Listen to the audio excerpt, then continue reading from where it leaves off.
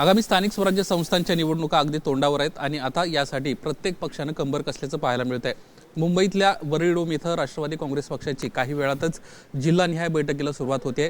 राष्ट्रवादी काँग्रेस पक्षाचे राष्ट्रीय अध्यक्ष अजित पवार यांच्या उपस्थितीत ही बैठक वरळी इथं पार पडणार आहे। या बैठकीसाठी पक्षाचे सर्व वरिष्ठ नेते उपस्थित असतील। यासोबतच प्रत्येक जिल्ह्याचे पदाधिकारी देखील बोलवण्यात आलेले आहेत। प्रत्येक दिवशी 8 जिल्हे अशा पद्धतीचं नियोजन करण्यात आलेलं आहे। पुढील 5 दिवस या मॅरेथॉन बैठका पार पडणार आहेत। सुरुवातीला छत्रपती संभाजीनगरची बैठक पार पडते आणि तिकडचे सर्व पदाधिकारी जे आहेत ते आता या बैठकीसाठी पोहोचले।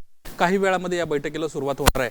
खरं तर या निवडणुका महत्त्वाच्या यासाठी आहेत कारण या निवडणुकांमध्ये स्थानिक परिस्थिती पाहून निर्णय घेतले जाणार आहेत आणि यासाठी ज्या बैठका आयोजित करण्यात आलेल्या आहेत। नुकतंच आपण पाहतोय कर्जतमध्ये राष्ट्रवादी काँग्रेस पक्ष आणि उद्धव बाळासाहेब ठाकरे यांचा पक्ष यांची युती झाली आहे। त्यामुळे जिल्हानिहाय नेमकी काय परिस्थिती आहे, आपण कुणासोबत गेलं पाहिजे, या सगळ्या विषयांसंदर्भामध्ये चर्चा होताना आपल्याला दिसणार आहेत आणि याच अनुषंगाने या बैठका देखील महत्त्वाच्या आहेत। पक्षाचे काही पदाधिकारी आहेत, आपण त्यांच्याशी देखील बातचीत करणार आहोत।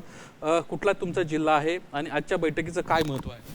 छत्रपती संभाजीनगरचे आम्ही आहोत आणि आजच्या बैठकीमध्ये ह्या ज्या स्थानिक स्वराज्य संस्थेच्या निवडणुका आहेत, ज्या कार्यकर्त्यांच्या निवडणुका म्हणून ओळखल्या जातात, त्यामध्ये कार्यकर्त्यांना कसं बळ देण्यात येईल या संदर्भात दादा आम्हाला मार्गदर्शन करणार आहे आणि सोबतच आमच्या समस्या ऐकून घेणार आहेत। पाहतोय कार्यकर्त्यांना मार्गदर्शन अजित पवार करणार आहेत तर त्यांच्या समस्या ऐकून घेतल्या जाणार आहेत। कशा पद्धतीचं संभाजीनगरचं चित्र आहे आणि काय आगामी काळातला निर्णय असू शकतो?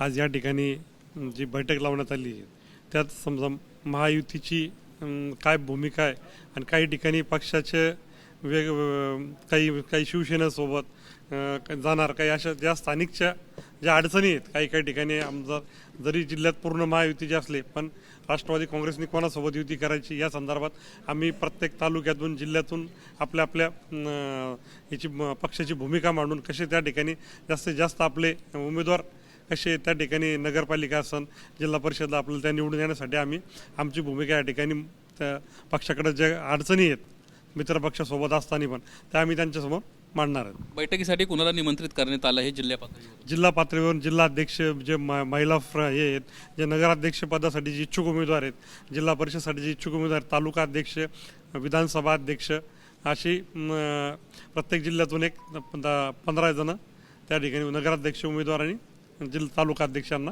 निमंत्रित करण्यात आले। पण पाहतोय इच्छुकांच्या थेट मुलाखतीच या निमित्तानं होत आहेत अशा पद्धतीचं हे चित्र आहे। कारण इच्छुक जे नगराध्यक्ष पदाचे उमेदवार आहेत यासोबतच माजी तिथले नगरसेवक असतील, आता निवडणुकीला उभं राहू इच्छित असणारे नगरसेवक असतील, ही सर्व मंडळी जी आहेत त्या आजच्या बैठकांमध्ये सहभागी होते आणि काही क्षणांमध्ये या बैठकीला सुरुवात होताना आपल्याला दिसणार आहे। कॅमेरामन सचिन शिंदेसह निलेश बुदावले, एबीपी माझा, मुंबई। एबीपी माझा, उघडा डोळे बघा नीट।